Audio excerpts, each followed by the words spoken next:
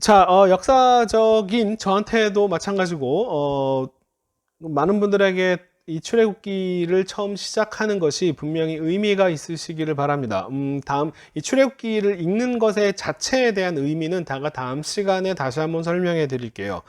제가 어떤 마음으로 이 출애굽기를 처음부터 끝까지 히브리어 한 단어 한 단어씩 읽어가는지에 대해서는 제가 다음 시간에 여러분에게 시작하면서 그 얘기부터 하도록 하겠습니다. 오늘은요, 히브리어 문장을 이해하는 가장 중요한 부분들인 문장론에 대한 설명들을 좀 하겠습니다. 이거는 여러분이 히브리어 문법에 대한 이해도가 굉장히 많이 다르기 때문에 제 강의를 오랫동안 들으신 분들은 너무나 잘 알고 익숙한 이야기들이고, 왜냐면 제가 이 연습을 굉장히 많이 시키거든요.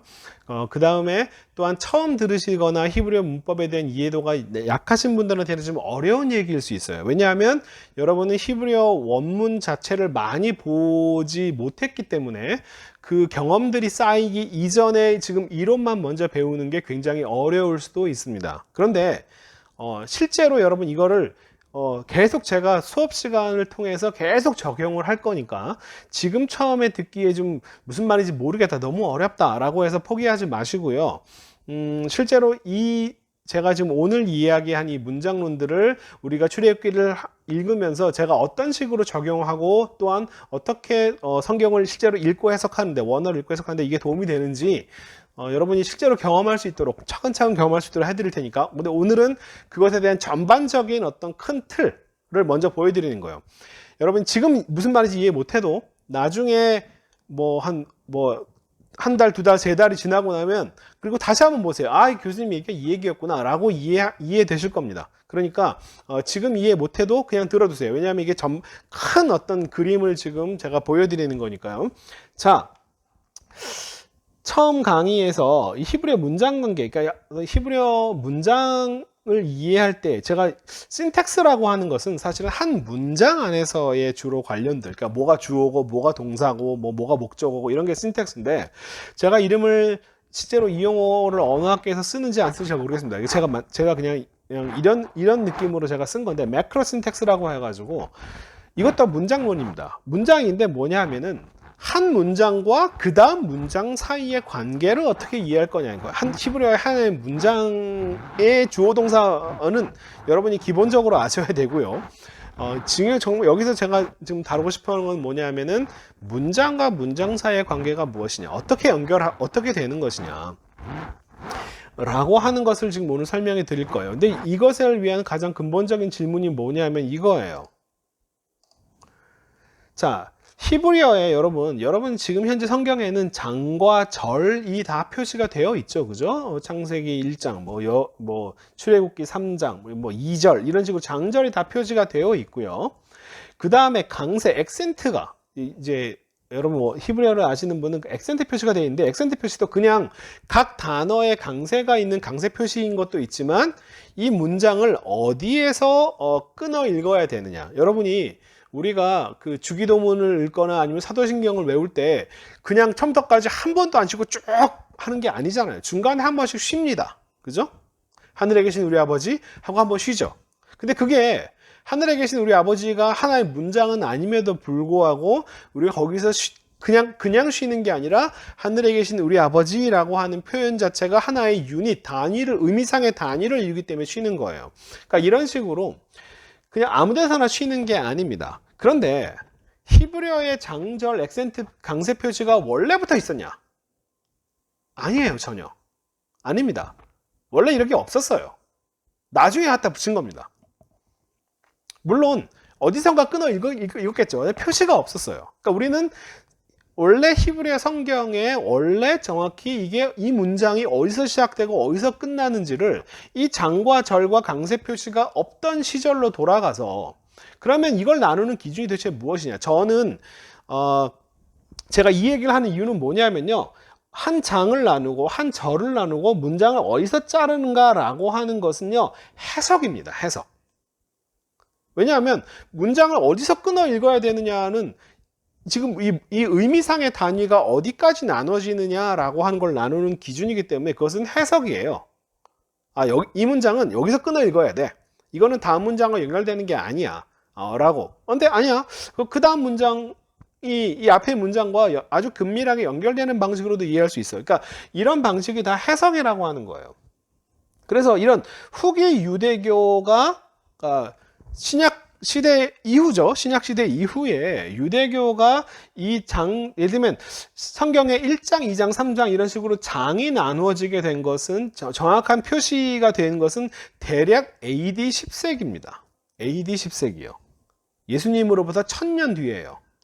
절 표시가 1장 1절, 2절, 3절 이런 절 표시가 생겨난 것은 이거는 학자들마다 의견이 좀 다르긴 하지만 그냥 저는 또 이쪽 연구가는 아니기 때문에 저는 후대 연구가가 아니라 오히려 유대교 그 이전 시대를 연구하는 사람이기 때문에 정확하게 제가 직접적으로 연구한 건 아니지만 절 표시는 그 활자화가 되기 전에 AD 한 16세기 정도부터 나타나기 시작했다라고들 보통 알려져 있어요. 자, 그러니까 원래 성경에는 이런 장절 표시가 없었다는 거죠.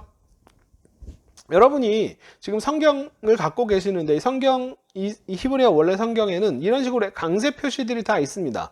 이 강세 표시 중에 특별히 중요한 것은 뭐냐면은 아트낙 혹은 아트낙트라고 불리는 요게 문장을 한 가운데서 자르는 표시예요. 이게 창세기 1장 1절이 여기까지인데 1장 1절을 한 가운데서 자르면 여기서 이 액센트가 있는 여기서 잘라라. 자, 브레시트 바라 엘로임 하나님께서 태초에 처음에 창조하셨다. 무엇을? 에타 샤마임 베타 아레츠.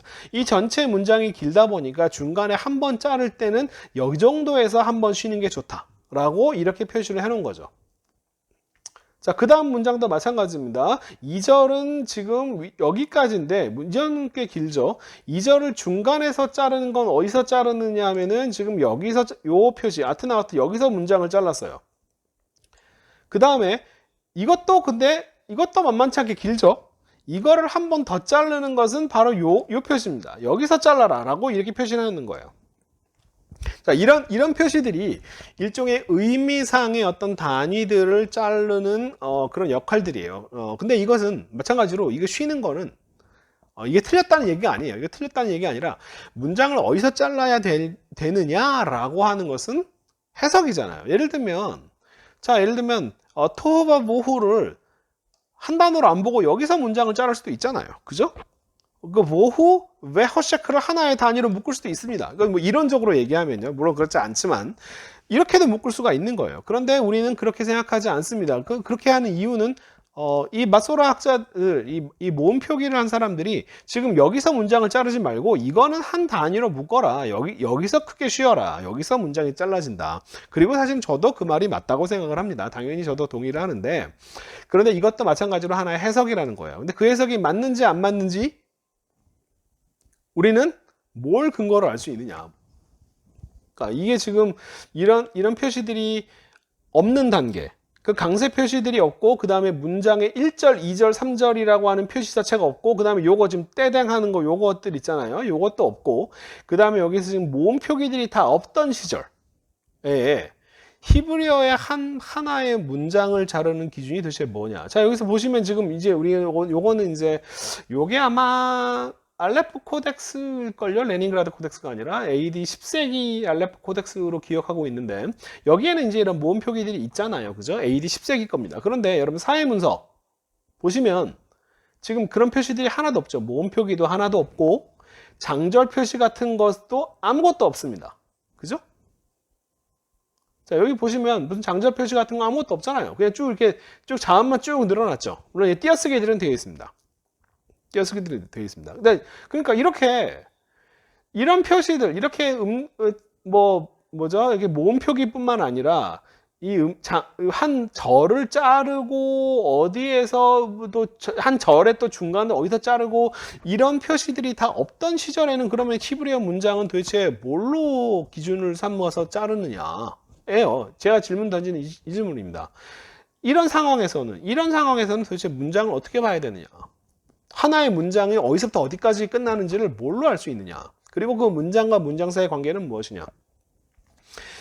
제가 지난 며칠 동안 여러분 성경 외의 히브리어, 성경 밖에 있는 히브리어 자료라고 해가지고 제가 유튜브에 공개 강의를 하나씩 올려놨어요. 여러분 그거 보신 분들이 있고 안 보신 분들도 계시지만 뭐 그냥 보세요.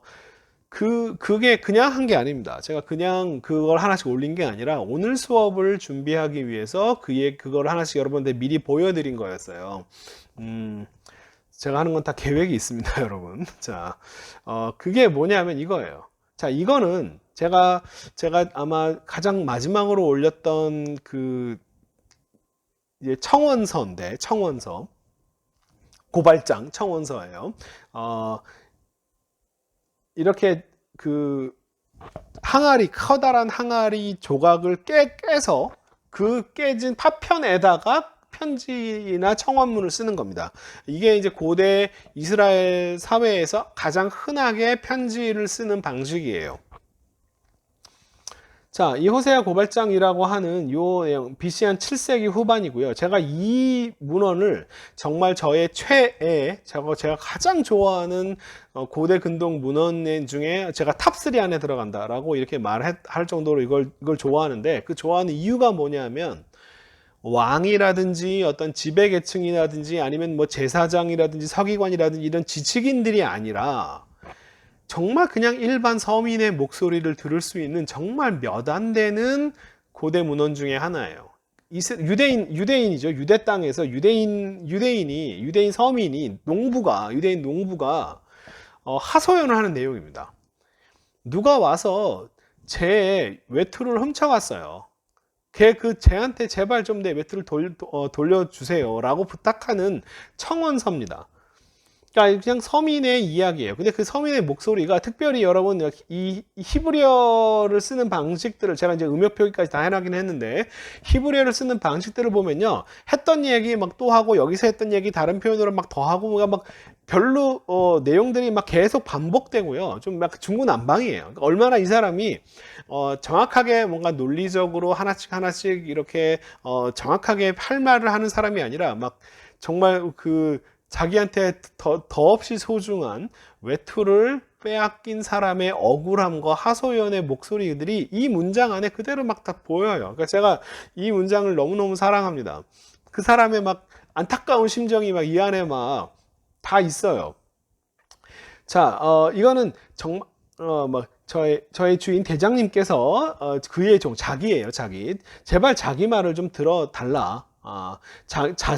당신의 종이라고 얘기하는 것은, 이거는 성경 히브리어에서도 아주 흔하게 쓰는 표현으로 이게 일종의 히브리어식 높임말입니다. 그러니까 히브리어 존대화법이 따로 있는 건 아니고, 자기를 상대방을 너 이렇게 얘기하지 않고, 상대방이 자기 높은 사람일 경우에는 상대방을 나의 주인님 이렇게 이야기하거나, 그러면 3인칭으로 처리하는 거예요. 나의 주인님께서는, 그 다음에 자기 자신을 제가 이렇게 얘기하지 않고 당신의 종이라고 또한 자기 자신을 또 3인칭으로 이렇게 부르는 거예요. 이게 히브리어식 아주 성경에도 흔하게 나오는 존대화법입니다. 그러니까 그런 성경에 나오는 어떤 그런 화법들이 아주 일상적인 일반 사람들이 그냥 항상 쓰는 그런 말의 표현이다라고 하는 거를 이것도 알 수가 있어요. 성경 밖에 있는 이런 문헌들을 통해서 성경에 있는 표현들이 아주 고급지고 아주 고상한 표현들이 아니라 그냥 일반 사람들, 일반 서민들, 농사꾼 특별히 이건 이 사람이 아마 직접 쓴 문헌이 분명히 아닐 겁니다. 이거 글을 직접 쓴 게 아니라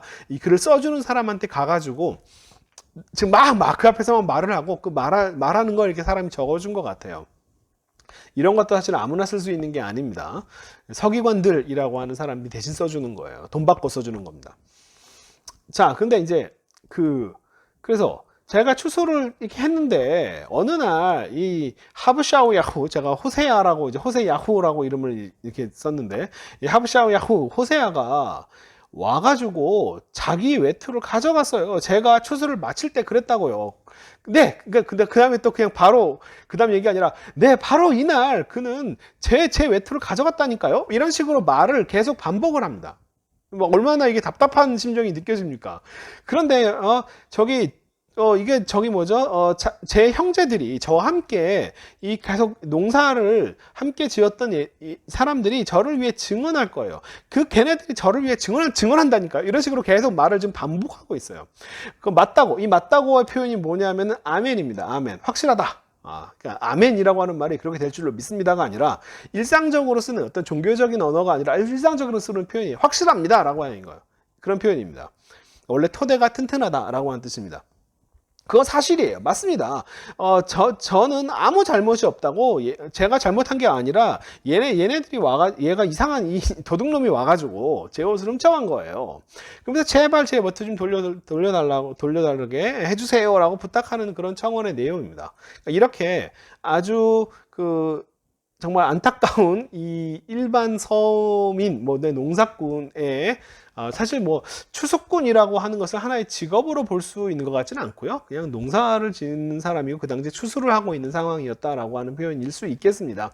근데 여기서 히브리어를 보면요, 아주 재미있는 현상 하나를 발견해요. 뭐냐면 바로 성경에서 흔하게 쓰이는 바이톨이라고 하는 패턴들이 쓰인다는 거예요. 그리고 바이톨이 아닌 패턴들이 또한 같이 쓰입니다. 이 차이가요, 성경의 히브리어 문장을 이해할 때 있어서 굉장히 도움이 돼요. 뭐냐면, 지금 이게 여기 앞에까지의 내용은요, 서문입니다. 지금 상황을 설명하는 거예요. 제발 주인님, 내 얘기 좀 들어주세요. 앞으로 제가 할 얘기입니다. 그래서 저는 자기 전에 소개로, 자기는 여기서 지금 핫자라 아싸메에서 농사 짓는 사람인데, 그 다음에 이야기가 사건에 처음으로 딱 들어가면서 뭐가 시작하냐면은 이야기 스토리 라인이 이끄짤 아브데카. 이끄짜르가 아니라 이끄쪼르라고 발음해야 될 것 같아요. 이거 제가 2007년도에 히브리어 처음 이 박사과정 1년 차에 들어가서 공부했던 거라 모음표가 좀 틀린 것 같아요. 이끄쪼르가 맞습니다.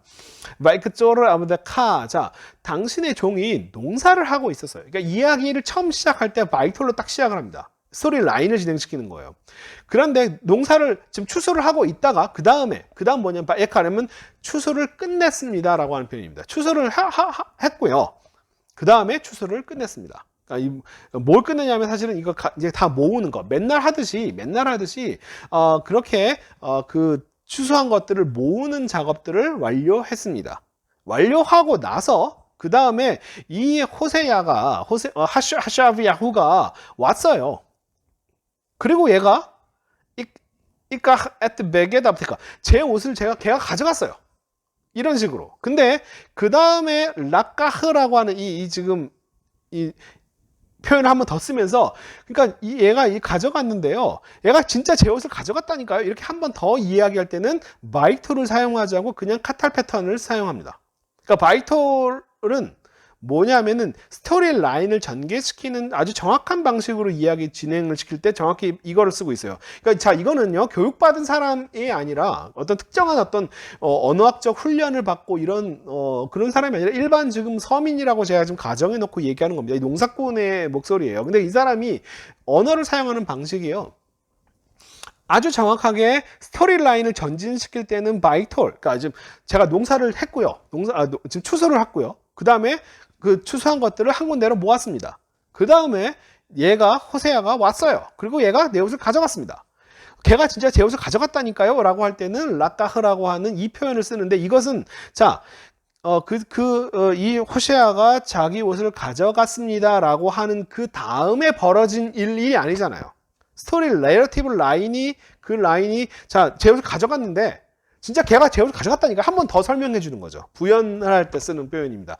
그 다음에 지금 이 다음에 제 친구들이 이 사건이 있어진 다음에 제 친구들이, 제 형제들이 제가 말이 맞다는 것을 증언해 줄 겁니다라고 하는 식의 얘기가 아니라 이 사건 전체가 이런 식으로 진행이 되었다라고 하는 것을 내 친구들이 증언해 해줄 겁니다. 걔네들이 확실하게 내 말이 맞다고, 내가 잘못한 게 아무것도 없다고 얘기해 줄 거예요 라고 하는 식의 문장들을 쓸 때는 이렇게 바이톨로 연결하지 않습니다. 제가 여기에 주목을 한 거예요.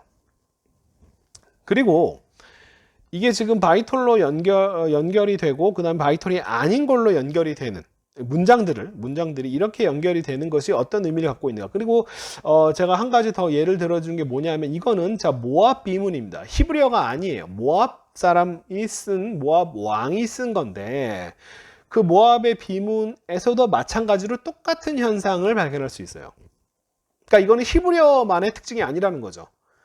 근데 요 바이톨 패턴 같은 경우는 청동기 시대 가나안, 예를 들면 우가리더 같은 데서는 나타나지 않고요. 또 그 가나안 지역에서 좀 벗어난 이제 아람 사람들, 아람어에는 이런 언어 현상이 나타나지 않습니다. 그런 걸 봐서는 저는 이것을 철기 시대 범가나안 언어에 나오는 현상이다라고 규정을 하겠습니다. 왜냐하면 히브리어에만 나타나는 게 아니라 히브리어, 가나, 모아버 이런 언어들에서 똑같이 다 등장하고 있기 때문에 그래요.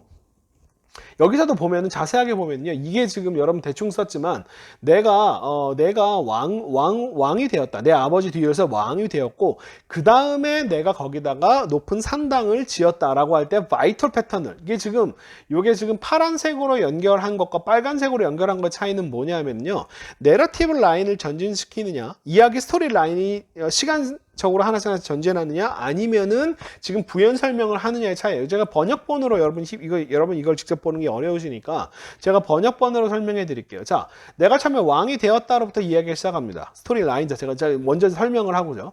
그 다음에 왕이 된 뒤에 내가 맨 처음 한 일이 뭐냐면 산당을 만들었다예요.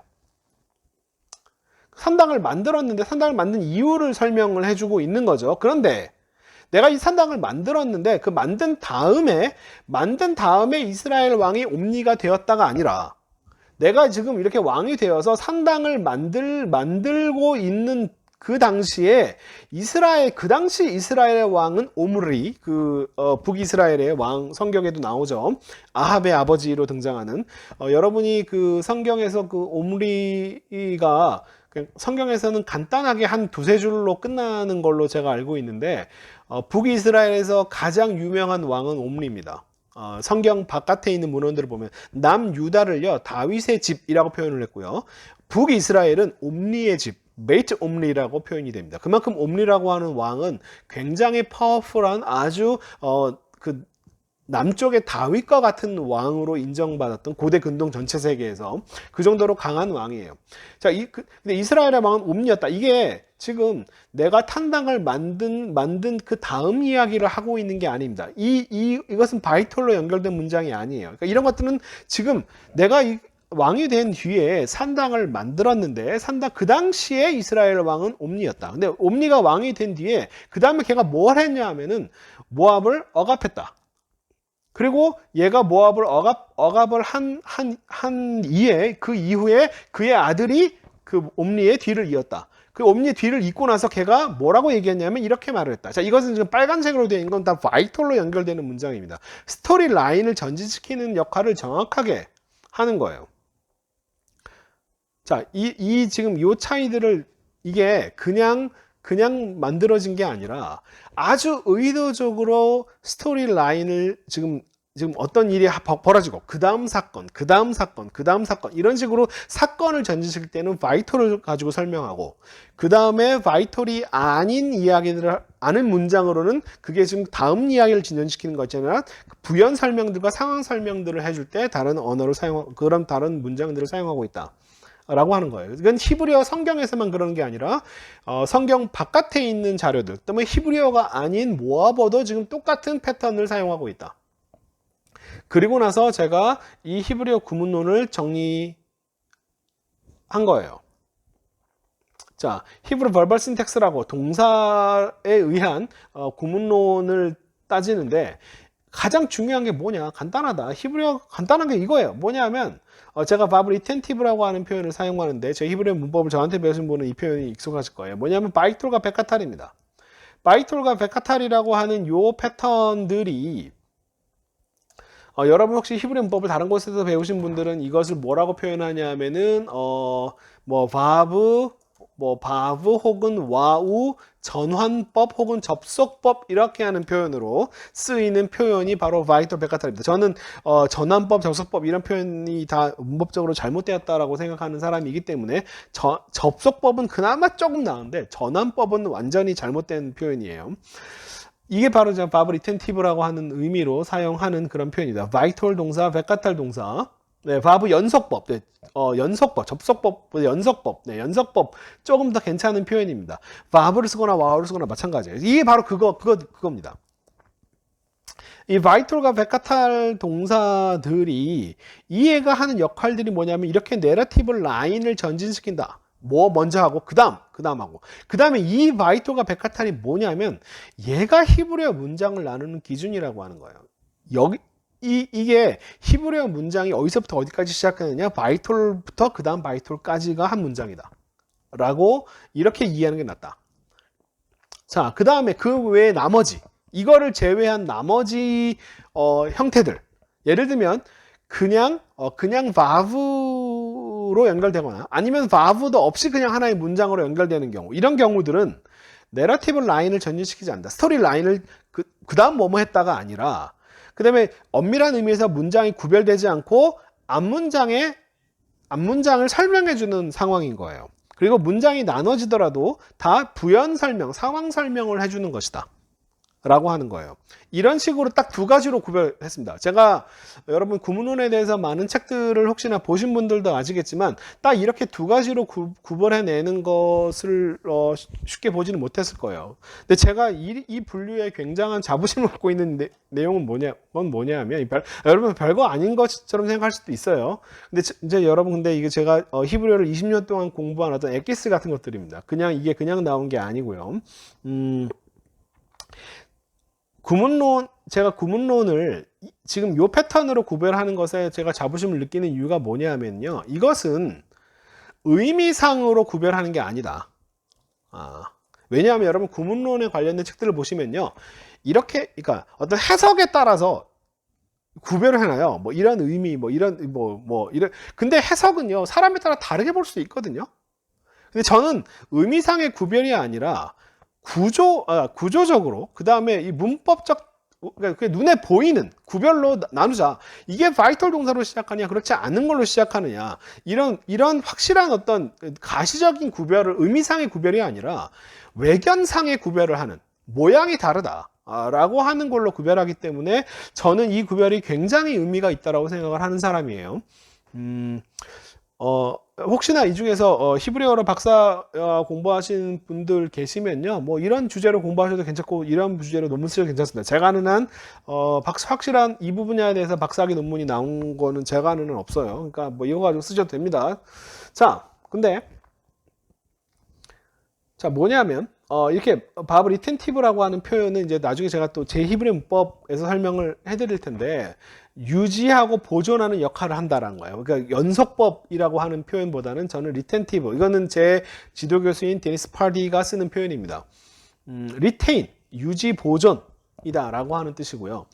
얘네들이 하는 역할이 뭐냐 하면은 앞에 선행하는 동사의 force라고 제가 썼어요. 그러니까 의미를 그대로 유지시킨다. 뭐냐면, 자, 카탈 동사가 뭐 완료적인 의미고 과거에 뭐뭐 했다라고 하는 의미라고 한다면은, 카탈 다음에 바이톨 이런 식으로 쭉 나오는데, 이것을 그래서 바브 연속법, 뭐가 바브로 계속 연속되니까 바브 연속법이라고 이름을 붙였는데, 실제로 얘가 하는 역할이 뭐냐? 첫 번째가 뭐냐면, 이게 바로 문장을 나누는 기준이다. 문장을 나누는 기준이다. 첫 번째가. 그리고 이게 먼저 되고, 그 다음에 이게 되고, 그 다음에 이걸 하고, 이런 식으로 문장을 시간 순서적으로 하나씩 전진시키는 거예요. 내러티브 라인을. 그 다음에 또한 이 완료적 의미, 뭐뭐 했다라고 하는 과거적 의미라고 한다면은 뭐뭐 했다라고 하는 의미가 그대로 유지가 됩니다. 그 다음에 뭐뭐 했다. 그 다음 뭐뭐 했다. 그 다음 뭐뭐 했다. 자, 익톨 동사나 청유형 동사나 뭐 명령형도 포함해서 이런 동사들 다음에 백카탈 이런 식으로 쭉 나오는데, 얘네들이 무슨 역할을 하느냐. 첫 번째로는 이야기를 마찬가지로 시간 순차적으로 하나 전진시킨다. 이게 하나의 문장들이다. 하나의 문장들입니다. 이게 문장으로 자르셔야 돼요. 그 다음에 뭐냐면은 이 의미를 유지해 준 거예요. 만약에 이 익톨의 의미가 뭐 당위적이다, 뭐뭐 해야 된다 라고 하는 당위적인 의미라고 한다면, 그 다음에는 여러분 고민할 필요 없이 당연히 뭐뭐 해야 된다, 그 다음 뭐뭐 해야 된다, 그 다음 뭐뭐 해야 된다, 그 다음 뭐뭐 해야 된다, 이런 식의 이 그 미완료 동사의 당위적인 의미가 그냥 쭉 유지가 됩니다. 중간에서 섞이면 안 됩니다. 이게 만약에 어떤 명령적인 뭐뭐 해라 라고 하는 그 단어다, 그 명령 동사 다음에 백카탈이 나오면 뭐뭐 해라, 그러면 그 다음에 그 다음 뭐뭐 해라 합니다. 이것도 똑같이 명령의 의미를 그대로 유지합니다. 이거 해라, 그 다음 이거 해라, 그 다음 이거 해라, 그 다음 이거 해라. 이런 식으로요. 자, 그러니까 이런 바브 리텐티브라고 하는 용어를 쓰는 게 뭐냐면 이 의미를 그대로 유지한다는 거예요.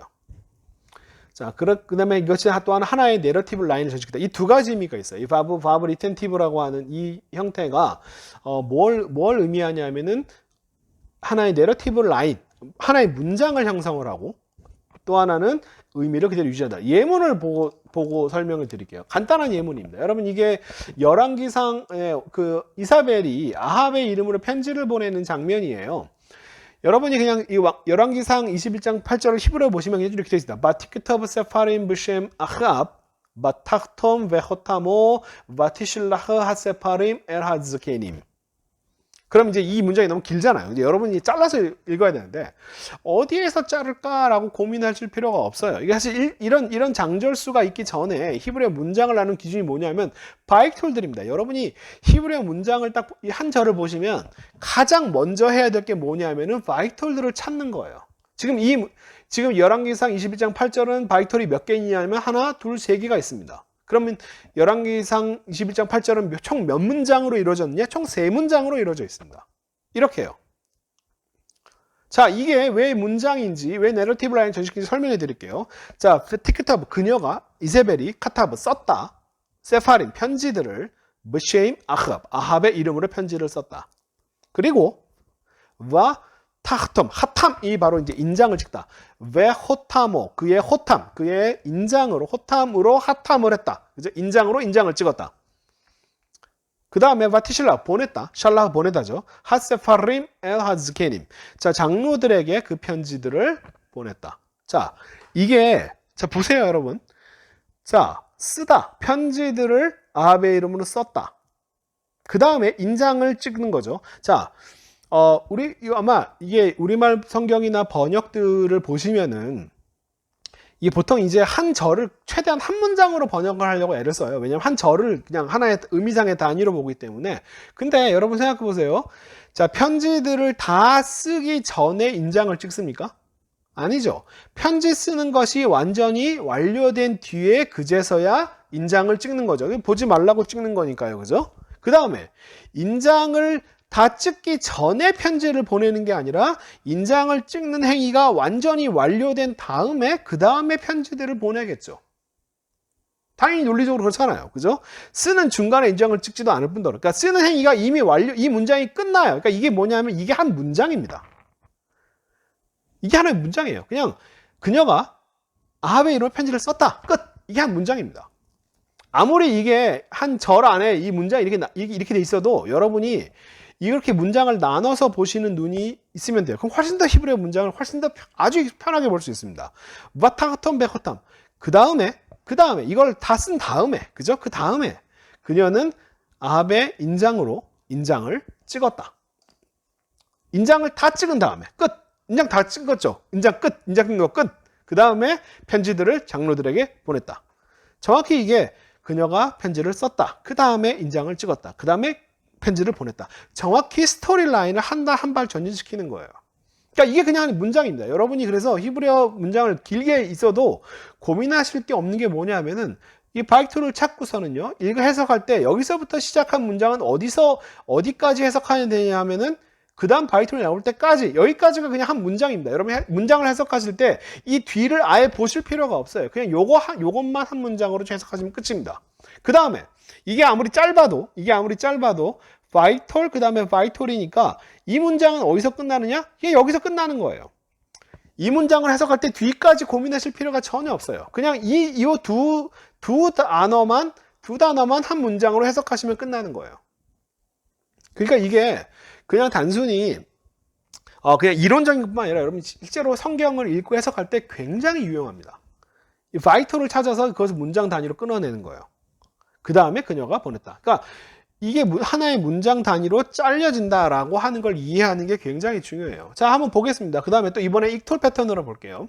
자, 이거는 자, 레윅인데, 자, 웨하이시, 자, 애쉬, 자, 그 불은, 자, 여기서 이 바브로 시작하죠. 이거는 바이톨, 백카탈 동사로 시작한 문장이 아닙니다. 그러니까 이것은 앞에 문장에 걸려 있는 상황인 거예요. 이게 지금 새로운 어떤 하나의 얘기가 시작된 게 아니라, 지금 앞에 지금 상황을, 지금 뭐냐면, 이 재단에 이제 그 번제를 드리는 방식에 대해 설명을 하는 건데, 그 번제를 드릴 때는 어떻게 되느냐? 근데 그 번제를 드리는 상황에서는 먼저 가장 첫 번째 뭐냐면은, 일단은 그 불은 파이시 그 불은 제단 위에 불이 투가드보 불이 켜져 있어야 하며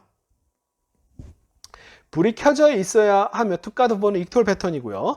로 티크베 꺼지지 말아야 한다라고 하는 것은 지금 둘 사이에 바이톨로 연결된 것도 아니고 바브로 연결사도 없어요. 그냥 이것은 투가드보와 로 티크베가 그냥 붙어 있습니다.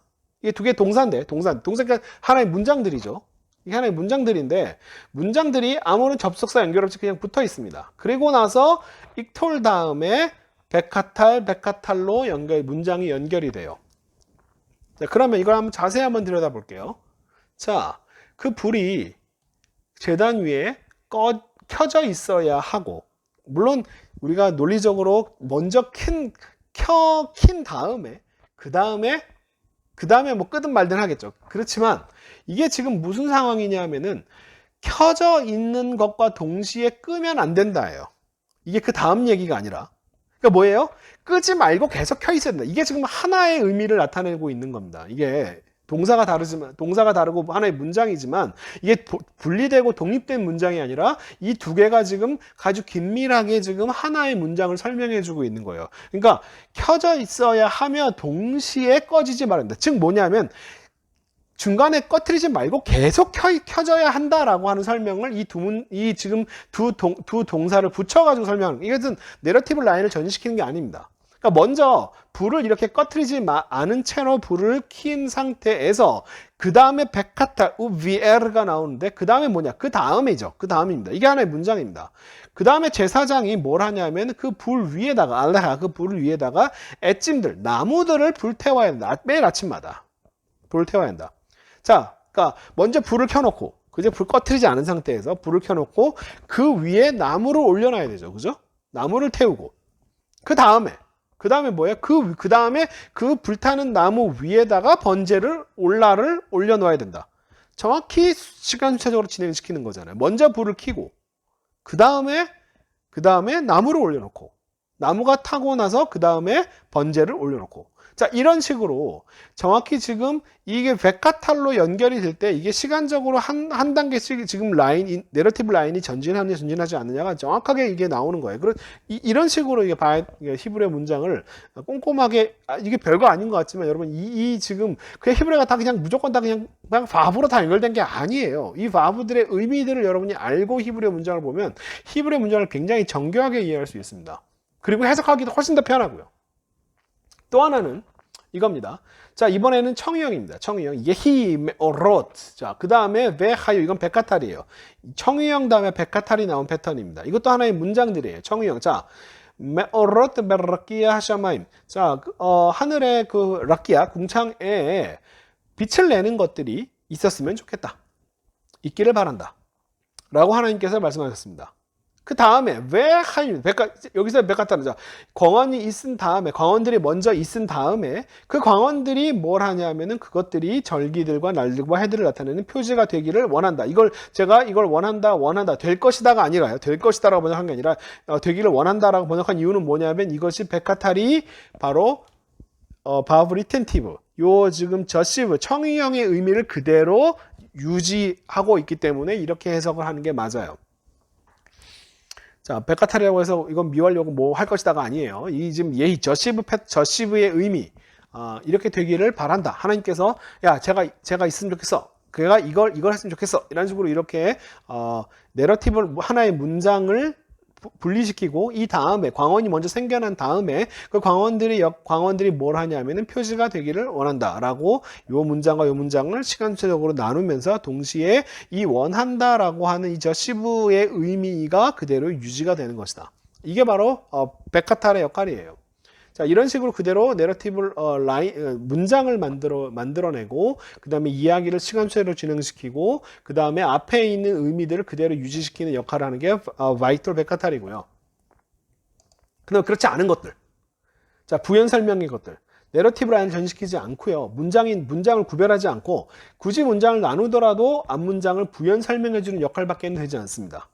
이걸 저는 이제 발라티브 시퀀스라든지 이건 여러분 좀 더 깊이 들어가야 되는데 그냥 제가 좀 더 그냥 설명을 좀 해드릴게요. 그러니까 이게 내러티브 라인을 전시키느냐 전시키지 않느냐만 이해하시면 돼요. 자, 뭐냐면 이겁니다. 아까 똑같이 창세기 문장인데 자, 예희라고 하는 저시 패턴이 아까랑 똑같이 나왔어요. 자, 예희, 그 다음에 여기서는 베하유, 베카탈이 나왔습니다. 베하유. 근데 여기서는요, 예희 다음에 위히라고 하는 다시 또 한 번의 바브 다음에 청유형이 나왔어요. 이거는 베카탈이 아니에요. 그 둘의 차이는 뭐냐면 내러티브 라인을 제가 이거 빨간색으로 잘못 썼네요. 빨간색이 아닙니다. 빨간색으로 쓰면 안 돼요. 지금 요 바브가 바로 이 두 문장을 아주 긴밀하게 연결시키는 역할을 한다는 거예요. 이 바브가. 왜냐하면 이 바브는 문장을 자르는 내러티브 라인을 전시키는 바이톨이나 베카탈의 바브가 아니고 이거는 그냥 연결사 바브예요. 이 문장과 이 문장을 긴밀하게 연결시키는 역할을 하는 거예요. 예를 들면 그냥 뭐 하늘과 땅, 남자와 여자 이것처럼 그 단어 두 개를 긴밀하게 딱 붙여주는 역할을 하는 겁니다. 이 바브도 마찬가지예요. 이 문장과 이 문장을 긴밀하게 연결시켜주는 역할을 똑같이 하는 거예요. 그래서 뭐냐? 자, 예히라키아 베터크마임. 자, 물 가운데에 궁창이 있기를 바란다. 라고 하는 게 말씀하셨습니다. 근데 그 다음 문장이 그 다음에 이 물이 물과 이 라키아가 물과 물 사이를 나누기를 바란다. 라고 그렇게 번역할 거면 이것을 위히라고 하지 않고 외하야 정도로 쓰면 될 겁니다. 근데 그렇게 쓰지 않고 위히라고 썼어요. 이것은 뭐냐면 이 문장과 이 문장이 아주 긴밀히 연결되어 있고 이것은 독립된 문장이 아니라 연결되는 문장이다. 그때 이 문장을 이해하는 가장 좋은 방법은 뭐냐면 이 뒤에 있는 문장을 일종의 목적같이 자, 왜 라키아가 왜 필요하냐? 라키아를 만드는 목적이 뭐냐면 그 라키아가 있어서 뭘 하고 싶은 거냐면 물과 물 사이에 얘가 물과 물 사이에 위치해서 둘을 나누는 역할을 할 수 있도록 있기를 바란다. 이 두 문장은 분리된 문장이 아니라 한 문장입니다. 이 바브의 역할이 바로 그런 역할을 하는 거예요. 이 차이를 이해하는 겁니다. 이게 제가 얘기하는 구문론의 핵심이에요. 그러니까 그 해석이 달라져야 되고 의미도 달라져야 됩니다. 자, 이것도 마찬가지예요. 자, 바이카부라고 해서 이것도 이제 청유형 의미상으로 이제 청유형이라고 얘기할 수 있는데 그 다음에 바테이라에는요 이것은 뭐죠? 베카탈이 아니라 그냥 바브와 익톨 패턴, 니팔 익톨 패턴이 등장했어요. 그러니까 이 바브는 바이톨이나 베카탈의 바브가 아니라 그냥 마찬가지로 똑같이 이 문장과 이 문장은 긴밀히 연결되어 있다.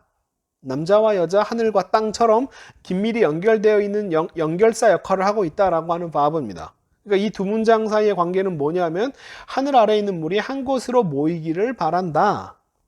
왜 물이 왜 모여야 되는 거예요? 물에 모이는 목적이 뭔데요? 마른 땅이 드러날 수 있도록 이게 목적인 거죠. 그러니까 이게 두 문장이 분리된 문장이 아니야. 물이 한 곳에 모여서 그 다음에 마른 땅이 드러날 것이다가 아닙니다. 이렇게 해석하시면 안 돼요. 이게 익톨이라고 해서 그냥 물이 한 곳에 모이기를 바란다. 그러면 얘가 드러날 거야. 뭐 이런 식으로 이렇게 이해하시는 게 아니라 이 문장과 이 문장 사이는 아주 긴밀한 연결 관계를 갖고 있다. 그리고 이 문장 일종의 목적처럼 마른 땅이 야바샤가 보여질 수 있도록 물이 한 곳에 모이기를 바란다. 그러니까 이게 물이 모이는 목적을 나타내는 표현으로 이해하는 게 좋다. 이런 식으로요. 이 두 문장은 한 문장으로 봐야 된다. 라고 하는 거예요. 자, 이게 이제 제가 얘기하는 구문론의 핵심들입니다. 마찬가지로 똑같이. 네, 계속 이렇게. 자, 물이 생명체를 퍼뜨리기를 원한다. 그 다음에 요 바브는 그 다음에, 그죠? 그 다음 얘기가 아니라니까요.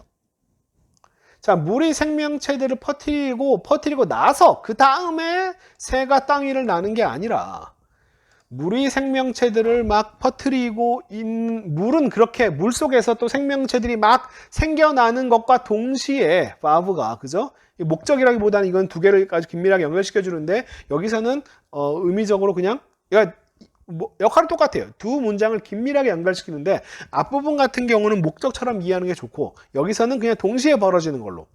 물에서 생명체들이 막 일어나는 동시에 마찬가지로 하늘에서는 새가 날기를 바란다.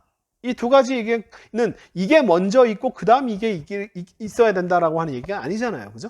이런 식으로 아주 의도적으로 쓰고 있다는 거야. 먼저 만약에 물에서 먼저 생명체가 만들어지고 그 다음에 하늘의 새가 만들어질 거라고 한다면은 이거 왜 오프 예오페프라고 쓰지 않을 거예요. 이 예오페프를 앞으로 끌어내서 백화탈 패턴으로 썼을 겁니다. 그렇게 쓰면은 얘기가 돼요. 그렇게 되면 먼저 물이 만들어지고 그 다음에 새가 땅 위를 날아라 라고 이렇게 이야기할 수 있습니다. 그런데 이 문장은 지금 이 바브 역할은 그런 바브 역할이 아니에요. 자, 이거를 한번 그러면 섞여 있는 문장으로 보겠습니다.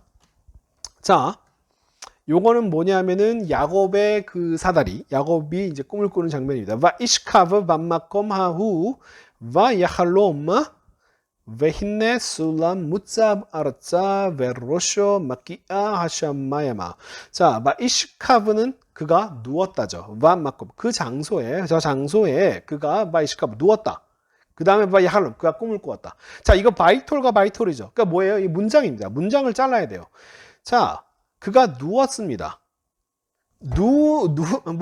어떤 사람은 누우는 중간에 잠을 잘 수도 있겠지만, 자, 눕는 행위가 완전히 끝나야지 종료가 돼야 그 다음에 꿈을 꾸는 거죠. 잠이 드는 건 그 다음입니다. 그죠? 그러니까 이것과 이것은 시간 차이가 있는 내러티브 라인이에요. 문장으로 나누셔야 됩니다. 그가 그 장소에 누워서 꿈을 꾸었다. 이렇게 번역하시면 안 됩니다. 물론 우리말 속으로 좀 부드럽게 번역할 수는 있겠지만 히브리어식 의미로서는요. 그가 그 장소에 누웠다로 문장이 끝, 행위가 끝. 그 다음에 꿈을 꾸었다.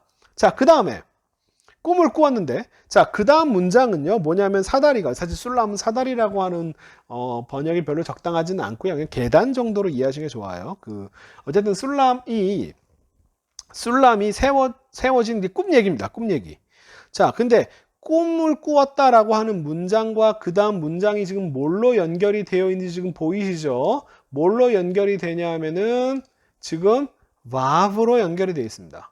이거는 바이톨과 백카탈로 연결되는 게 아니라 그냥 바브로 연결되는 거예요. 뭐냐면 꿈을 꾼 그 다음 이야기가 아니죠. 꿈꾼 얘기를 하고 있는 거예요. 꿈을 꾼 내용을 얘기하고 있는 거니까 이거는 바이톨로 그 다음 문장으로 연결하시면 안 됩니다. 왜냐하면 꿈을 꾼 내용을 얘기하고 있는 거지 꿈을 꾼 행위가 종료되고 그 다음 얘기를 하고 싶은 게 아니니까요. 그러니까 이런 바브들을 대충 쓰는 게 아니에요. 아주 의도적으로 쓰고 있습니다. 이것이 내러티브 라인을 전시시키느냐 그렇지 않느냐.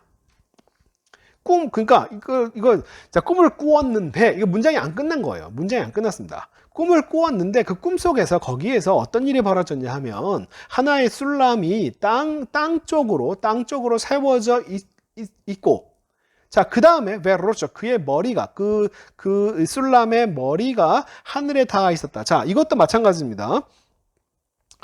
자, 그 사다리가 땅에 먼저 다리를 받고 그 다음에 머리가 하늘에 닿아 있었다라고 하는 문장을 쓰고 싶은 게 아니에요. 그랬으면은 이 마끼아라고 닿는다라고 하는 표현을 동사로 해가지고 바이톨 패턴을 썼을 겁니다. 근데 그렇게 하지 않았어요. 어떻게? 자, 지금 이게 뭐냐면 동시에 같이 벌어지는 겁니다. 사다리가 땅 쪽에서 세워져 있는 것과 동시에 그의 머리가 하늘에 닿아 있었다. 이 바브도 마찬가지로 지금 요 문장과 요 문장이 아주 긴밀하게 연결되어 있는 그 역할을 하고 있다. 이게 독립된 하나의 문장이 아니다라고 하는 거예요. 그 다음에 요 바브도 마찬가지로 이 꿈꾸다라고 하는 것과 이 문장이 독립된 문장이 아니라 긴밀히 연결되어 있다. 이 꿈의 내용을 설명하고 있다라고 하는 바브 역할을 하고 있는 겁니다. 그러니까 이런 식으로 히브리어가 그냥 접속사 바브를 대충 막 쓰는 게 아니에요. 아주 의도적으로 쓰고 있습니다. 그래서 그런 것들을 제대로 이해하고 히브리어 문장들을 이해하시면요. 히브리어 문장들이 아마 다르게 보여요. 그 중에 이제 한 가지 제가 예를 들었던 것 중에 하나가 이건데요. 뭐냐면 이거는 이제 제사법 민수기에 나오는 이제 요제 그러니까 이렇게 테누파라고 해서 이렇게 흔들어서 이렇게 하는 거 있잖아요. 요제라고도 많이 번역하는데 그 요제에 관련되어 있는 걸 얘기하면서 이제 익톨, 와야보, 익톨이 먼저 나오고요. 그 다음에 띠하르타 그다음에 헤인 나프타. 이것도 누프라고 하는 테누파. 누프가 이렇게 연기가 흔들어서 연기 나게 만드는 거를 얘기하는데, 다 어근이 다 누프에서 왔습니다. 요거 다 어근이 다 누프예요. 근데 이 지금 요제라고 이제 얘기한 걸 번역하는데, 자 보세요. 지금 히브리어 문장을 보겠습니다. 자, 히브리어 문장은 뭐냐면, 자 레위인들이 회막을 회막을 섬기기 위해서 레위인들이 들어가야 한다.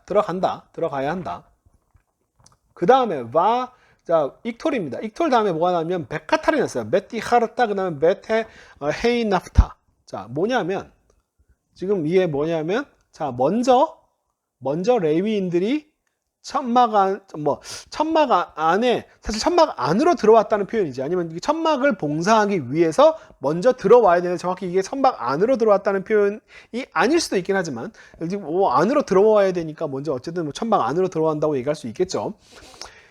그 다음에 천막 안으로 들어온 다음에 하나님이 모세한테 너는 걔네들을 다 이렇게 정결하게 만들어야 된다. 그 다음에 또 너는 걔네들한테 다시 이거 테누파 흔드는 걸로 연기를 씌워가지고 걔네들한테 누프 요제를 행해야 된다 라고 하는 거예요. 자 그러면 이게 지금 제가 말씀드린 거에 의하면 익톨 다음에 베카탈이니까 이것이 하나의 문장들이고, 그죠? 그 다음에 이야기를 시간순서적으로 이거 먼저 하고 그 다음 이거 하고 그 다음 이거 하고의 순서예요. 그런데 지금 우리말 번역하는 걸 잘 보겠습니다. 지금 뭐가 문제인지 잘 보세요. 자, 네가 그들을 정결하게 하여 요제로 드린 후에 그들이 회막에 들어가서 봉사할 것이다. 자, 뭘 먼저 번역했냐면 이 뒤에 있는 거가 먼저 벌어졌다라고 번역한 거예요. 왜? 아니 정결하기 전에 이 회막에 들어가면 큰일 날 것 같으니까. 그죠? 제가 사실은 제사법에 대해 약합니다. 여러분 잘 몰라요. 그런데 이거는 히브리어 문장을 제대로 번역한 게 아니에요. 들어간 후에가 아닙니다. 이거는 하라이케는 앞에 나오는 걸 얘기하는 거예요. 앞에 먼저 얘기하고 그 다음에 레위인들이 회막으로 먼저 들어가는데 들어가서 너는 정결하게 하고 그 다음에 누프 요제를 행하고. 자 그러면 이제 이 문장을 그대로 따르자면 이것이 신학적으로 맞냐 안 맞냐를 떠나서 히브리어 문장 자체는 그대로 있다는 거예요. 그러면 회막 안으로 들어와서 거기서 정결례와 요제를 행하고 있는 지금 그런 상황인데, 그것을 번역하는 사람이 이건 신학적으로 안 맞는데 회막 바깥에서 정결례를 먼저 하고 회막 안으로 들어와야지 어떻게 이렇게 쓸 수 있나라고 해서 문장을 뒤틀어 버렸습니다. 이걸 먼저 번역했어요. 표준세번역도 마찬가지로 내가 이렇게 레위 사람을 정결하게 하고 흔들어 바치는 제물로 그들을 바친 다음에야 회막에 나아갈 수 있다. 자, 이런 문장이 이렇게 안 돼 있습니다. 이번에 원문은요. 공동번 이렇게 한 다음에야. 그러니까 이렇게 한 다음에 이건 앞에 있는 예언과 관련된 거지. 들어온 그 이후에나 들어올 수 있다라고 하는 표현이 아닙니다. 절대로. 이렇게 한 다음에야 레위인들은 만남의 장막으로 봉사로 들어갈 수 있다. 여기까지는 제대로 번역해놨어요. 공동번역은. 근데 문제는 뭐냐면 너는 그들을 이렇게 정화시킨 다음 흔들어 바친 이 시간이다. 사실 정확히 이거 들어간 다음에 벌어지는 것인지 아니면 들어가기 위한 전제 조건으로 이걸 먼저 해야 된다라고 하는 건지 정확하게 설명이 안 되어 있습니다. 우리말 성경 그런 후에야 레위 사람들이 회막으로 섬길 수 있을 것이다 라고 섬기는데, 자 그러므로라고 하는 이상한 표현을 씀으로써 성경에 없는 그러므로라고 하는 걸 집어넣으면서 이렇게 생하게 섬기도록 하기 위해서 너희들은 먼저 이렇게 해야 된다라고 하는 식으로 뉘앙스를 그나마 히브리어 문장을 최대한 따르려고 애를 쓴 것은 우리말 성경인데 도란노에서 나온. 그런데 이게 그러므로라고 하는 요 애매한 이걸 씀으로써 이게 지금 이 다음에 벌어진 일이다라고 하는 것을 살짝 지워버려요. 그리고 오히려 이것을 먼저 하게 돼야 이걸 할 수 있다라고 하는 식의 뉘앙스를 풍기게끔 아주 사실은 교묘한 번역입니다. 제일 뛰어난 번역이라고 얘기할 수 있긴 하지만 약간 여러 가지 신학적인 상충되는 부분을 사실 요거 딱 요 한마디로 딱 해결해버리는 아주 뛰어난 번역입니다. 제가 우리말 성경을 가끔 되게 좋아하긴 합니다. 근데 사실은 이것도 저는 이 신학적으로 문제를 해결할 수 있을지 모르겠지만 히브리어 원문 자체를 그대로 번역했다고 생각하지는 않아요. 자, 한번 보세요. 영어 번역은 보세요. 자, 킹 제임스 직역을 하려고 애를 썼던. 자, 레위인들이 자, 그 회막 안으로 들어가야 된다. 그리고 그 다음에 그리고 너는 그들을 깨끗이 하고 그들에게 이제 이때 이 킹 제임스 같은 경우는 이 테누파 요제가 정확히 뭔지 몰라서 그냥 그들을 하나의 뭐 제사로서 드려야 된다 이런 식으로 번역했지만 일단은 이 내러티브 순서를 그대로 따르긴 했죠. 회막 안으로 들어가서 그 다음에 깨끗이 하고 그 다음에 그들을 어떠한 제사로 드리라 이런 식으로 그죠? 자, 근데 뉴 킹 제임스 버전의 새로운 뉴 킹 제임스 버전은 그냥 처음은 그대로 썼지만 이것을 and라고 하고 so 그래서 너는 이렇게 해야 된다라고 이렇게 또 이제는 이 뭐죠 그냥 오퍼링이라고 대충 번역했던 이 킹 제임스의 테누파를 웨이브 오퍼링이라고 해서 흔드는 그런 요제로 정확하게 번역을 했지만 and가 아니라 so라고 하는 그래서 넌 이렇게 해야 된다. 마치 이 저기 뭐죠 이 그러므로처럼 이거를 위해서 이게 필요하다라는 식으로 싹 말을 바꿔버리는 거예요. 자, after라고 하는 이상한 이 전치사를 여기다 집어넣음으로써 자, 아르이켄이 야보는 이건 야보우를 나타내는 표현이 아닙니다. 이 접속사가 아니에요. 이거는 절대 아닙니다. 근데 이걸 이런 식으로 이걸 먼저 한 다음에 이런 식으로 NIV도 사실은 오역을 한 거예요. 그러니까 이게 뭐 신학적으로 이게 맞을지는 몰라도 히브리어 원문 구조를 그대로 반영한 게 아니라 번역자가 나서서 문장을 뒤틀어 버렸어요. CV는 after를 뒤에다 붙였습니다. 먼저 이렇게 한 후에나 들어올 수 있다. 이렇게 이거 다 틀렸어요. 근데 여러분 이건 뭐냐면 이게 70인역입니다. 70인역 그대로 번역해놨어요. 자, 이런 일들 후에 레위 사람들이 먼저 들어가서 그리고 나서 그리고 너는 그들을 정화시키고 그들에게 그들을 이것도 이제 요제라고 하는 표현을 이제 안 쓴 것 같네요. 아포도세이스, 아우토스, 에난티, 큐리오. 글쎄요. 아무튼 네, 주님 앞에 그들을 그냥 뭐 바쳐야 된다 정도로 이렇게 그냥 번역을 해놨네요. 자, 아무튼 이렇게 어쨌든 내 순서는 자 먼저 들어가서죠, 그죠? 이게 여러분 이게 히브리어 문장 구조는 이렇게 돼 있어요. 이게 뭐 신학적으로 맞든 안 맞든 우리는 원문에 있는 것들을 그대로 반영해서 번역을 해야 되지 않을까? 그게 저는 번역자의 태도, 좋은 태도가 아닐까? 아무리 자기가 볼 때 신학적인 입장이 잘못되었다. 이게 좀 무슨 원문이 틀렸다는 얘긴데 그건 그죠? 성경이 틀렸다는 얘긴데 그래서 자기가 이렇게 말을 뒤집어 가지고 독자들이 헷갈리지 않도록 신학적으로 혼돈이 오지 않도록 이 번역자가 나서서 문장을 뒤틀어 버리는 게 과연 좋은 번역인지 저는 잘 모르겠습니다. 자, 그 다음에 또한 이런 것들이 이 창세기 1장 창조란 무엇인가를 이해할 때도 굉장히 중요하게 작용해요. 여러분 이거 히브리 창세기 1장 1절에서 1장에 나오는 문장들이 여러분 장절이 다 없다고 생각해 보시고 문장표이 없다고 생각해 보시고 그러면 히브리어 문장을 나누는 가장 중요한 마크가 뭐냐면 바이톨이에요. 그러니까 여러분이 하셔야 될 일이 뭐냐면 다 바이톨을 찾는 겁니다. 바이톨을 찾아가지고 문장들을 갖다가 다 이렇게 만들어 놓는 거예요. 이게 한 문장이다. 자, 그리고 그 다음에 이제 다른 걸 찾는 거죠. 뭐냐면 그러면 문장이긴 문장인데 바이톨이 아닌 바브들이 뭐냐는 거예요. 그게 바로 요겁니다. 1장 2절에 나와 있는 이런 것들이에요. 자, 뭐냐면 보세요. 이게 지금 하나님께서 하늘과 땅을 창조하셨다. 맨 처음에. 그 다음에 1절과 2절 사이의 관계인데 1절 그 다음 이야기 하늘과 땅을 이미 다 만들어 놓고 그래서 그거 만들어 놨는데 그 다음에 땅은 이랬다 라고 하는 표현이 아니라는 거예요. 만약에 그랬다 그러면 하야타를 갖다가 바이톨로 문장을 빼서 이야기해야 그렇게 문장이 됩니다. 이건 뭐냐면 하나님이 하늘과 땅을 처음에 창조했는데 그 창조할 때 그때 상황이 어땠는지 나타내는 부연 설명이에요. 부연 설명입니다. 그 땅이 완전히 개판이었다. 쉽게 얘기하면 토브 엉망이었다. 그 다음에 호쉐키 태홈 위에 있다라고 하는 것도 이것도 땅이 엉망인 그 다음 이야기가 아니라 마찬가지로 부연 설명입니다. 호쉐키라고 하는 것이 태홈과 붙어 있고 그 다음에 루아흐 엘로임 뭐든 간에 하나님의 바람이든 하나님의 영이든 간에 그것이 어디에 위에 있냐면은 푸네 한마임 물 위에 불고 있었고 이게 지금 다 뭐냐면 하나님이 하늘과 땅을 창조하셨다라고 하는 문장의 1절이 종결된 완전한 문장이 아니고요.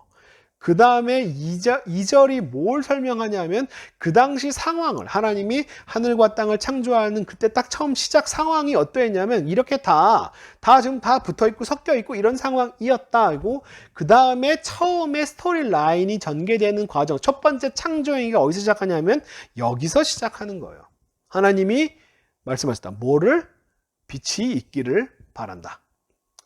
바예히 오르. 자, 우리 이렇게 번역하죠. 이게 하나의 한 절로 되어 있으니까 하나님께서 빛이 있기를 원한다. 빛이 있으라 하시니 빛이 있었다라고 한 문장으로 번역합니다. 근데 여러분 시간 순서적으로 생각해 보세요. 하나님이 난 빛이라는 게 있었으면 좋겠어. 빛이 생겨라. 라고 하나님께서 말씀을 하셨다. 하나님께서 그 말씀을 하시는 중간에 빛이 생긴 걸까요? 아니면 그 문장, 빛이 있어라. 라고 문장을 완전히 딱 끝내놓고 그 다음에 빛이 생겨난 걸까요?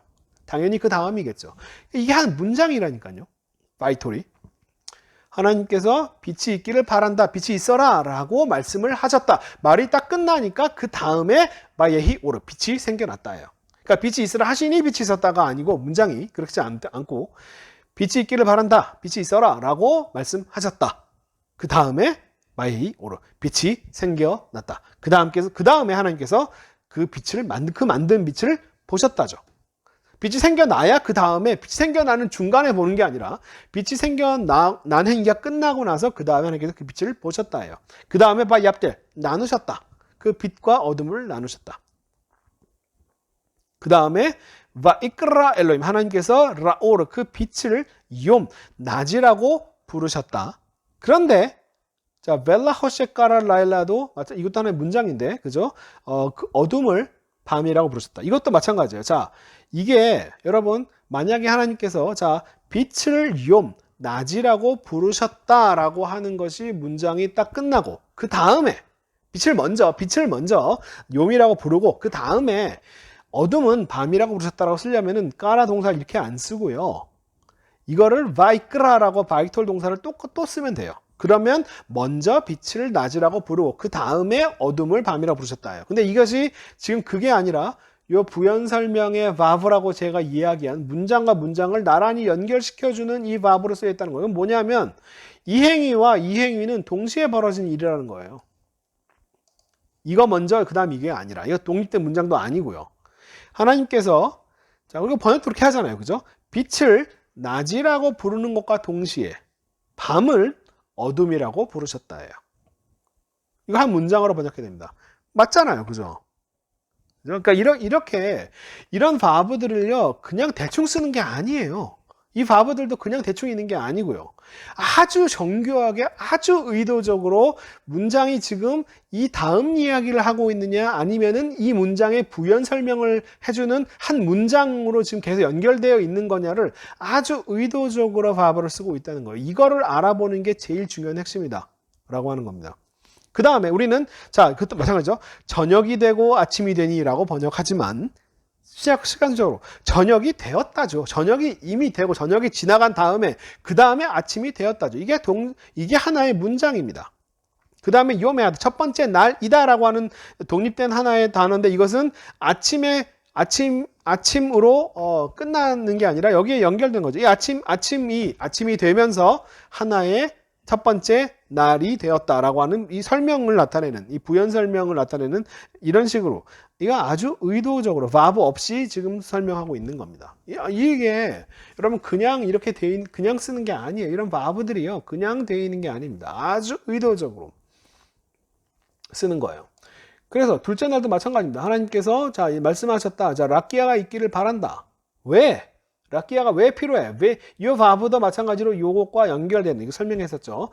물과 물 사이를 나누기 위해서 이 지금 락기아가 필요하다 라고 하나님께서 말씀하셨다. 그랬더니 그 다음에 이렇게 말하는 다음에 그 다음에 하나님께서 락기아를 만드셨다. 이 말씀을 하신 다음에 락기아를 만드셨다. 그리고 하나님께서 그 락기아 아래에 있는 물과 락기아 위에 있는 물로 나누셨다. 그랬더니 그렇게 되었다.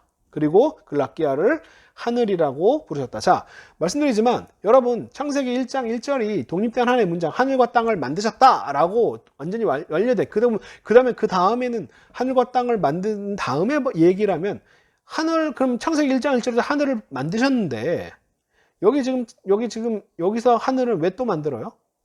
궁창을 만들고 둘째 날에 궁창을 만들고 궁창을 하늘이라고 부르셨다. 하늘 이제 만든 거잖아요. 그죠?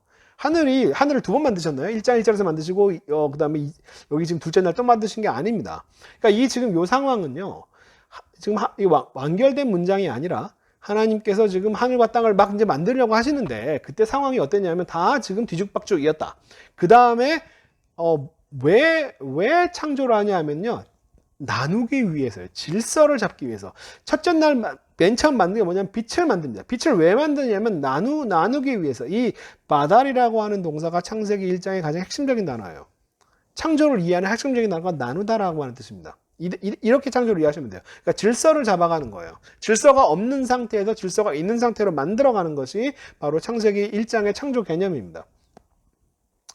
그래서 완전 여기 개판이었는데 엉망이었는데 토huvabohu 완전히 막 다 뒤섞여 있었는데 빛을 만듦으로 해서 빛과 어둠을 나누면서 아침과 저녁으로 낮과 밤으로 이렇게 구별을 하시고 그 다음에 둘째 날 뭘 만드냐면 락기아를 만듭니다. 락기아를 왜 만드느냐? 물과 물 사이를 나누기 위해서 이 바달이라고 하는 것이 창조 개념의 핵심이에요. 뭘 하나를 만들면요. 왜 만드냐? 나누려고 만드시는 거예요. 그러니까 질서를 잡아가는 과정이다라고 하는 것을 분명하게 보여줍니다. 그래서 지금 이런 식으로 문장들을 이해하시면요. 이 창조라고 하는 것이 뭐 아무것도 없는 곳에서 뭐 있는 걸 만드는 것이 창조 개념이다 라고 이 설명이 아니라 창세기 1장에서 얘기하는 창조 개념이 질서를 만드는 거. 하나님께서 빛과 어둠을 나누기 위해서 빛을 만드시고 저녁과 낮과 밤을 나누기 위해서. 근데 이 두 번째 날에도 궁창을 만들어 가지고 물과 물 사이를 나누어라. 창세기 1장에서 나누다라고 하는 표현이 가장 핵심적인 단어고 그 다음에 또한 각각 그 종류대로 다 종류대로 나눴다. 이런 것들이 창세기 1장의 창조 개념이에요. 질서를 잡아가는 것이 창조 개념입니다. 그렇기 때문에 창세기 1장 1, 2절은요. 질서가 없는 상태를 나타내기 때문에 하나님이 본격적인 창조 행위를 시작하기 이전 상태를 나타내는 표현입니다. 그러니까 창세기 1장 1절이 독립된 하나의 문장이 아니에요. 이런 것들을 이해하는 것이 굉장히 중요합니다. 자, 아무튼 그래서 이것들이 이제 구문론에 대한 기본적인 개념들이고 여러분이 이제 실제로 성경을 읽고 이해할 때 있어서 이게 이제 출애굽기 이제 우리가 읽을 구절이에요. 다음 시간에 읽을 구절 중에 하나인데 여러분이 이게 히브리어 문장들이 이렇게 쭉 요건 이제 출애굽기 1장 5절일 거예요. 5절 여기 절 표시가 되어 있죠. 5절, 6절, 7절 뭐 그다음에 8절은 여기까지고 8절 그다음 9절 이렇게 되어 있는데 이걸 보면서 여러분이 가장 먼저 하셔야 될 게 뭐냐면은 다 바이톨을 찾는 겁니다. 바이톨을 찾는 게 여러분 하실 일들이에요. 그리고 이 바이톨이 하나의 문장을 나타내고 이 문장을 내러티브 라인을 전진시키느냐 아니면은 상황을 설명해주는 버브를 쓰고 있느냐에 따라서 이렇게 문장 관계를 야곱의 사타구니에서 나온 모든 목숨은 70명이다. 근데 그 다음 이야기가 아니라 왜 요셉 이런 버브들은 제가 하나 들여 쓴 이유가 뭐냐면은 이게 지금 요 상황 설명에 대한 부연이라고 하는 거죠. 그런데 요셉은 그 당시 이집트에 있었고, 근데 요셉이 이집트에 있는 상황에서 그 다음에 요셉이 죽었죠. 그죠? 요셉이 있고 난 다음에, 그죠? 요셉이 이집트에 있다가 있는 행위가 끝난 다음에 요셉이 죽은 거죠. 그죠? 요셉이 죽었고, 그 다음에 요셉이 죽고 나서 얘기가 아니라 이 사람들이 요셉이 죽었지만 문장이 아직 안 끝난 거예요. 그런데도 이스라엘 사람들은 그때 많이 번성해 하고 있었다 이거예요. 요셉이 죽은 다음에 번성했다라기보다 요셉이 있을 때부터 다시 번성하기 시작한 거잖아요. 그죠? 그러니까 그 당시에 이스라엘 자손들은 열매를 많이 맺었고 그 다음에 퍼져나갔고 많아졌고 매우 강해졌다. 자, 이것도 자세히 보시면은 이게 다 바이톨들이에요. 이게 하나의 문장들입니다.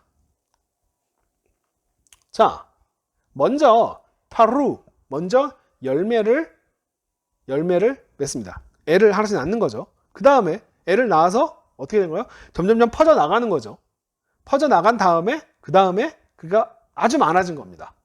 그 다음에 많아지고 나서 그 다음에 아주 강해진 거예요. 이게 그냥 다 이렇게 뭉뚱그려서 한 문장으로 다 얘기되는 것이 아니라 이걸 보면 정확히 시간적으로 먼저 씨 뿌리고 그죠? 그 다음에 점점 퍼져나가고 그 다음 많아지고 그 다음에 아주 강해지고 그 다음에 그 땅에 그냥 그 이스라엘 사람들로 가득 찼다.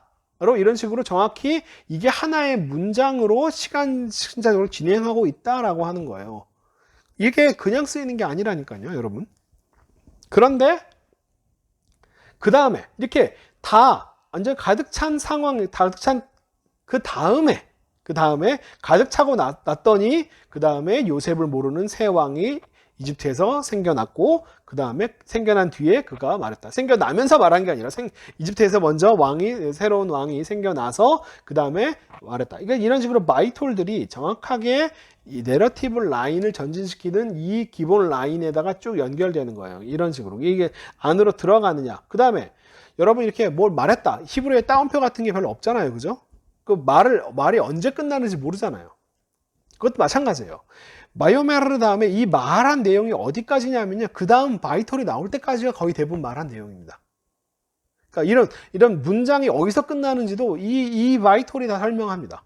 그러니까 굉장히 중요한 키포인트가 바로 이걸 찾는 거예요. 그래서 제가 아주 큰 테두리로 구문을 전체를 얘기했지만 여러분이 실제적으로 지금 아주 기본적으로 점검할 건 뭐냐면 일단은 바이톨부터 찾는 거. 그리고 그 바이톨로 문장들을 잘라서 해석하는 연습을 하는 것부터 시작해서 히브리어 전체 문장을 읽고 이해하고 해석하는 그런 연습들을 앞으로 해나갈 겁니다. 이거 굉장히 중요한 작업이에요. 아주 이런 기초적인 작업이 안 되어 있으면 해석을 엉뚱하게 할 수 있습니다. 그러니까 이걸 그렇게 엉뚱하게 하지 않기 위해서 우리가 히브리어 문장을 제대로 보는 훈련부터 하자라고 하는 게 그래서 제가 첫 시간에 좀 되게 장황하고 길게 이 설명을 했습니다. 물론 우리는 단순히 이런 어떤 문장 관계를 이해하기 위해서만 출애굽기를 보는 건 절대로 아니에요. 출애굽기의 내용이 무엇이며 그걸 통해서 하나님께서 우리를 통해서 우리에게 무슨 말씀을 하고 싶으신가를 아는 게 가장 큰 목적이지만 그거를 이해하기 위해서는 이런 아주 기초적인 문법들부터 히브리어 문장을 나누는 그것부터 제대로 이해를 해야지 그 다음에 거기서부터 신학이 출발하는 거지 언어가 되어 있지 않은 상태에서 신학부터 하늘을 막 떠다니는 거는 저는 굉장히 위험하다 라고 생각을 합니다. 자, 오늘은 너무 늦었고요. 자, 그래서 여러분들 관심 있는, 아직 뜬구름 잡는 얘기를 들릴 수도 있으니까, 실제로 이런 내용들을 우리가 앞으로 볼 문장 하나하나들에 다 적용해보면 되겠죠. 그죠? 그럼 그렇게 한번 해보도록 하겠습니다. 자, 그러면 오늘은 여기까지, 오늘은 여기까지 하겠습니다. 네, 한 주간, 평안하시고, 다음 주에 힘차게 이제 출애굽기 읽기를 시작하도록 하겠습니다. 네, 안녕히 계십시오. 감사합니다.